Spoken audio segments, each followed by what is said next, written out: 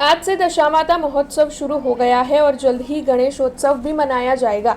तब दशा माता की प्रतिमा और बाप्पा की प्रतिमा के विसर्जन के दौरान भक्तों को दिक्कतें न हो, उसका ख्याल वडोदरा महानगर पालिका की ओर से रखा जा रहा है, जिसके मद्देनजर वडोदरा महानगर पालिका की ओर से विभिन्न इलाकों में 7 कृत्रिम तालाब तैयार करवाए गए हैं। कृत्रिम तालाब के आसपास बैरिकेड भी लगाए गए हैं। पुलिस समेत तरवैया, साथ ही बोट, लाइट जैसी सुविधाएं भी वहां पर मौजूद रहने वाली है। तब आपको बता दें कि बाप्पा की प्रतिमाओं के विसर्जन के दौरान और साथ ही दशा माता की प्रतिमा के विसर्जन के दौरान भक्तों को कोई भी दिक्कत ना हो, साथ ही उनकी आस्था को ठेस ना पहुंचे, इसका खास ख्याल इस बार वडोदरा महानगर पालिका की ओर से रखा जा रहा है।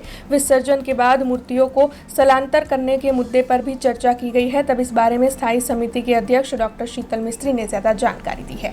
वडोदरा संस्कारी नगरी उत्सवनी नगरी में दशामाना व्रत चाली रहा है। दशामाना विसर्जन माटे वडोदरा महानगरपालिकाए आ वखते विशेष आयोजन कर्युं छे। वडोदरा शहर में पहली वखत 5 जेटला कृत्रिम तळाव अने 2 जे नेचरल पोन्ड है, आम टोटल 7 तळावोनो उपयोग थवानो छे। खास करीने दक्षिण झोननी वात करीए, दक्षिण झोन में 2 तळाव बनाववामां आव्या छे। तरसाली सर्कल पासे 25 बाय 15 बाय 3 मीटरनुं तळाव, मकरपुरा गाम पासे मस्जिदनी नजीक 25 बाय 15 बाय 3 मीटरनुं तळाव। पश्चिम झोन में दशामा तळाव के जे कुदरती तळाव है, दर वखते आपणे दशामाना मूर्तिना विसर्जन माटे वापरी रह्या छे। बील में 35 बाय 30 बाय 4 मीटरनुं मोटुं कृत्रिम तळाव बनाव्युं छे।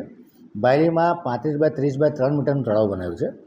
पूर्व झोननी वात करीए तो जे हरणी लेक है एमां जे एन्क्लोज गई वखते पण त्यां दशामानुं जे एन्क्लोज पोन्ड है जे मुख्य तळावनी बाजुमां पेराफिट करीने तळाव बनावेलुं छे, एनो उपयोग करवामां आवशे। ने किशनवाड़ी दावड़ानगर खाते 30 बाय 30 बाय 4 मीटर तळाव बनाव्युं छे।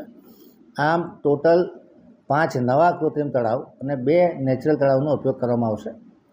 माननीय पोलीस कमिश्नर साहेब, माननीय कमिश्नर साहेब, मेयरश्री, तमाम पदाधिकारीओ साथे आ बाबतनी चर्चा विचारणा थई छे। दरेक जग्याए कृत्रिम तळावनी आजुबाजु बेरिकेडिंग करवामां आवशे।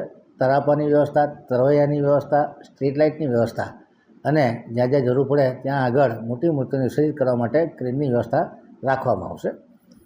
આ તળાવ બની ગયા પછી એક સંયુક્ત વિઝિટ કરી અને મૂર્તિનું વિસર્જન કેવી રીતે થાય અને મૂર્તિનું વિસર્જન કર્યા બાદ મૂર્તિનો નિકાલ કેવી રીતે કરવો, આ તમામ બાબતની SOP ઘડવામાં આવશે અને મીડિયાને જાણ પણ કરવામાં આવશે, જેથી કરીને જે ભક્તો છે એમની આસ્થાને ઠેસ ન પહોંચે અને સાથે સાથે પર્યાવરણનું રક્ષણ થાય અને तमाम व्यवस्था सुचारू रूपे चाले ए प्रमाणेનું एक भगीरथ आयोजन वडोदरा कॉर्पोरेशन द्वारा हाथ धरवामां આવ્યું છે।